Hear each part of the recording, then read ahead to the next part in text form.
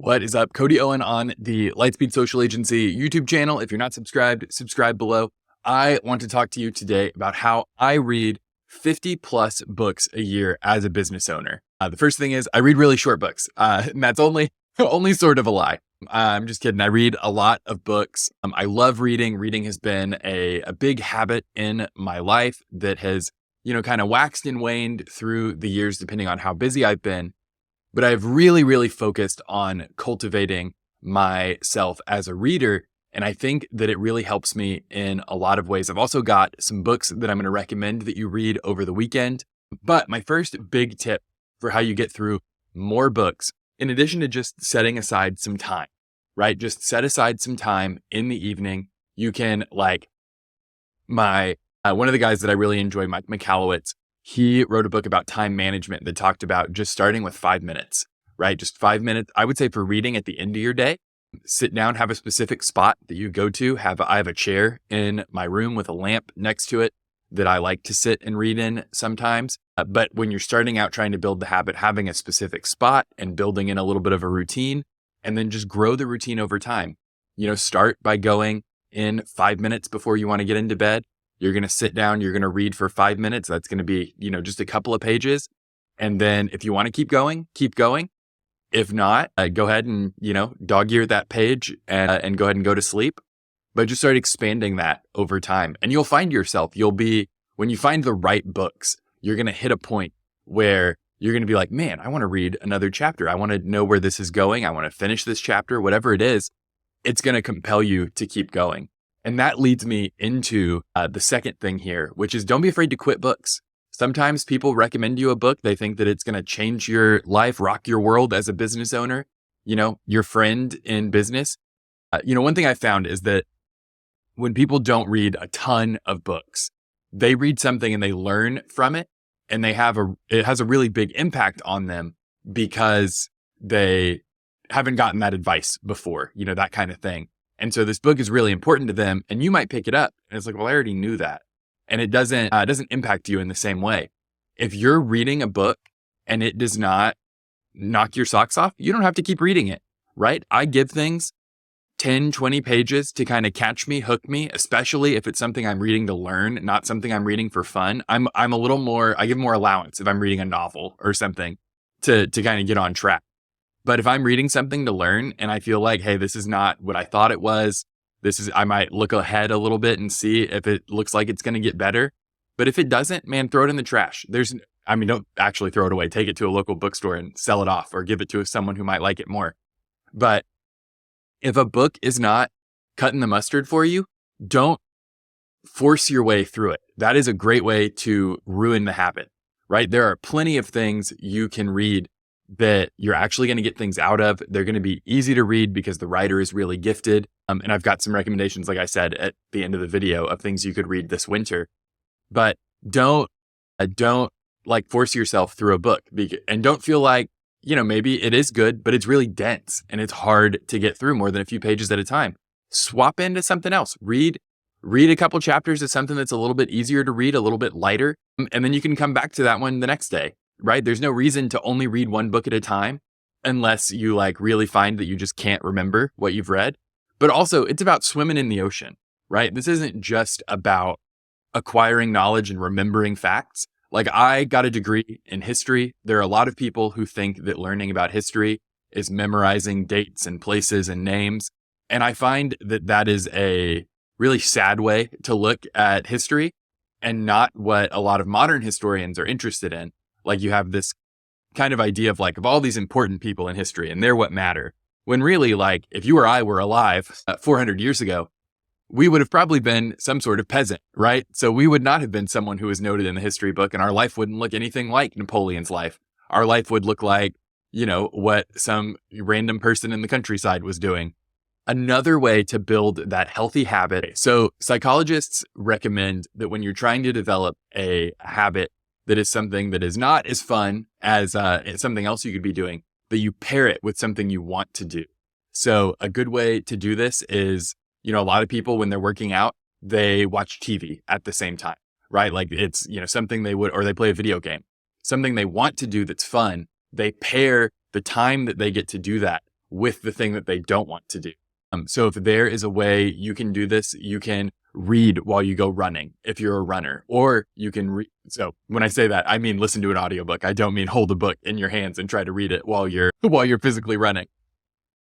But that said, audiobooks are a great way to consume books if you are unable to sit down and read. You're on the mower.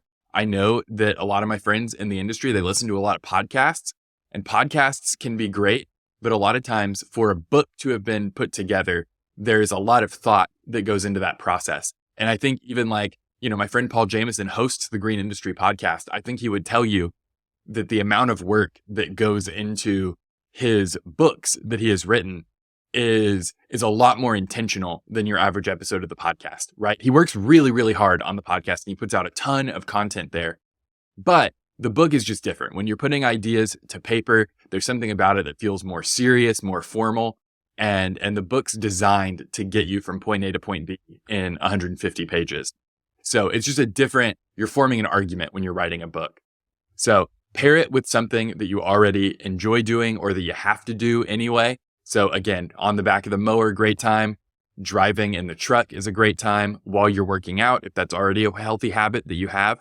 And then the next thing, so those are ways to build that habit. And I hope that gives you a little bit of advice, helps you get your reading cap on and get to reading, because it's one of the most important things you can do as a business owner is to continue developing your mind and continue developing your philosophy of business and just your philosophy in general. When you're reading and you're exploring new ideas, it's keeping your brain sharp, right? And that's going to help you in unexpected ways. When you need to solve a problem in the business, you might find yourself reflecting on something you read in a totally unrelated history book or in a totally unrelated novel. And it challenges the way that you think about things and helps you, come at the problem in an outside the box way.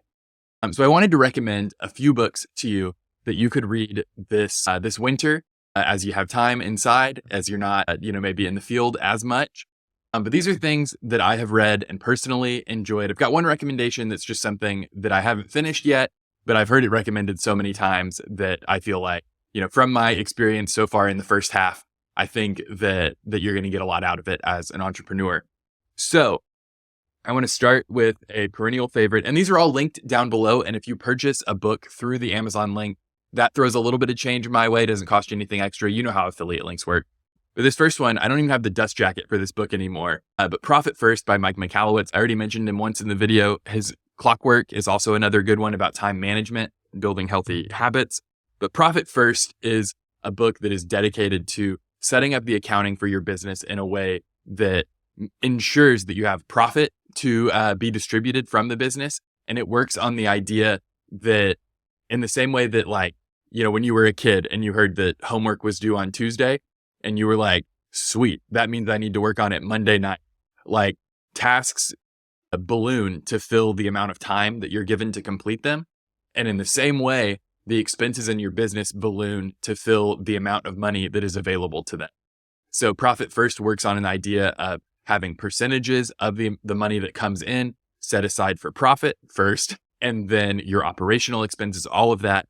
Tons of people who have built really, really successful small businesses rely on this book, and I highly recommend it to you. It is super, super helpful to inform how you think about the numbers in your business, especially once you figured out profitable pricing. Maybe you've gone through John Pajak's course or whatever you have done to get your pricing worked out. This is kind of the next step in getting the financials of your business worked out and having a system that you can trust to scale with the business. So really, really powerful book. I want to recommend something a little bit off the beaten path for my lawn care guys, and that is Marshall McLuhan's The Medium is the Massage. This is a seminal work in public relations and marketing. Marshall McLuhan is a cultural critic.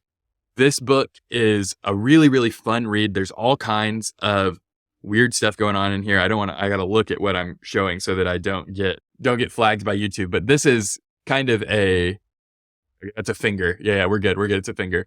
So it's a really wildly stylized book. It is all about kind of the techniques that early advertisers and early forms of mass communication are using to find their audience and capture that audience and extract money from that audience. So really, really important to read. Good thing to challenge how you think about your marketing and your branding. Just highly recommended. And it's a gorgeous book. I would really recommend that as you're thinking about marketing, this is a little more theoretical, a little less practical, but it's one of those things that's going to expose you to some ideas you maybe haven't thought about before. Really, really worth your time. McLuhan is one of the most important American intellectuals that you've never heard of. So give that a read. Next, I want to recommend, if you watched Mythbusters growing up, Adam Savage was this guy on Mythbusters. Every Tool's a Hammer is his memoir about his life as what he calls a maker, a person who makes things, a person who does a bunch of DIY. He eventually goes into model making for Industrial Light and Magic, that company was founded by George Lucas, did all of the effects in Star Wars. He worked on the prequel trilogy. But Adam Savage is one of those guys who is just genuinely fascinating. And I feel like has very much, even though, well, he's in business for himself now, but for a long time he was not. But he just has that entrepreneurial, shiny object energy to him. And the way that he talks about, in particular in this book, he talks about forming lists and lists of lists to stay on top of how he wants to execute on a project. A lot of times, someone who writes a book about how to get organized is already a really organized person. And so they describe what they do in their systems, and it doesn't work for a person with a cluttered brain, like probably you and I. I think most entrepreneurs kind of have shiny object syndrome. They've got pretty cluttered brain, a lot of ideas going on in there. And so I think it's really, really helpful to have someone who's messy, who's disorganized, talk about their system for organization and success, because it's one that actually works for someone like us. So this book is really, really good. I think I've read it more than once. I'd have to double check my Goodreads to remember, but Adam Savage, wholeheartedly recommend his memoir. Should really help you out, I think. And then finally, I have not read this one yet. I know I lied a little bit because I've got two things to recommend. That one that I've started reading and haven't finished, and this one that I haven't read yet. But I can recommend Seth Godin to you wholeheartedly. Some of his books might be a little bit less relevant to a lawn care business owner. He is a old school marketer. And by old school, I mean the .com bubble. That's kind of where Seth made all of his money, cut his teeth in marketing and running a business. This book is called The Song of Significance. In the past, I've recommended his book Tribes on here. I haven't read this yet. I got it from the library. It just came out.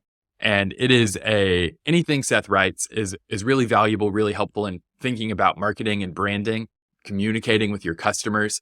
So I would recommend this sight unseen to you. I think that it's also, Seth has he writes in these really brief chapters. Like you can see right there, there's 2 chapters represented on just the pages that I opened to. So really easy to just sit down and read a section each night. Really good to get started. If you're trying to get started building that healthy reading habit, like we talked about at the top of the video, this is a good one to jump in with. And All Marketers Are Liars is another really good one from Seth. The Dip is really good, but he has this really snappy style. He writes really short, almost like blog post style chapters that are easy to get through and just have one little central thought for you to think about. And then they'll be you won't realize it, but as you'll have moved through a whole argument, but each little idea is so small and just slowly builds on the next that he can say a whole lot with very little. So recommend that one to you. And also right now I'm reading this digitally, so I don't have a way to show it to you. I've got my hand there. But I'm reading the E-Myth. I believe that's by Michael Gerber. I'm sure a lot of you have read it, but I'm finding it really helpful as I'm moving out of the kind of baby stages of being a business owner, trying to level up to be a little bit more serious business owner. It is just a really helpful book, kind of framing my thoughts about who I am as a business owner. And I hope that book would also be helpful to you if you haven't read it, or maybe you've read it and this is a reminder that you want to reread it. So we have talked about how to be a better reader. We've talked about some book recommendations that I hope can get you started, maybe get you reading something that's a little more interesting to you than just dusty theory about running a business. I think especially Adam Savage's memoir or The Medium is the Massage by Marshall McLuhan. Those are both kind of out of the box of your traditional entrepreneur reads. I really hope that they help you out. And remember, there are links down in the description to each of these books on Amazon, but I want to give you a couple recommendations for ways that you can read for free. If money is a hurdle for you in getting back into reading. Maybe it's because you've like tried to spool up before and you've bought a bunch of books and then haven't read them. And so you want to kind of refrain from doing that. Your local library is an excellent resource, not just in getting physical books from them, but most libraries in suburban or, like more urban municipalities will have an option to use something like Libby or Hoopla to get audiobooks from the library. So I would encourage you to have an Audible subscription, or you can do a Libro FM subscription. That is a audiobook subscription that allows you to read and support a local bookstore in your area, somebody that might have a little more curated selection and a little more, personal interaction with you than an Amazon or like a Barnes & Noble or something. So I'll have a link to where you can sign up for Libro FM down below as well. That's my preferred audiobook app. They have some features even that Amazon hasn't developed for Audible. So that's a really, really good way to get some reading in. And if you have any books that you would like to recommend, leave them down in the comments below. I'd love to let people know what other people on the channel are reading. And that signals to YouTube that, this was worth consuming and communicating with other people down in the comments. That helps other business owners find the channel. So thank you so much for watching, and I will see you in the next one.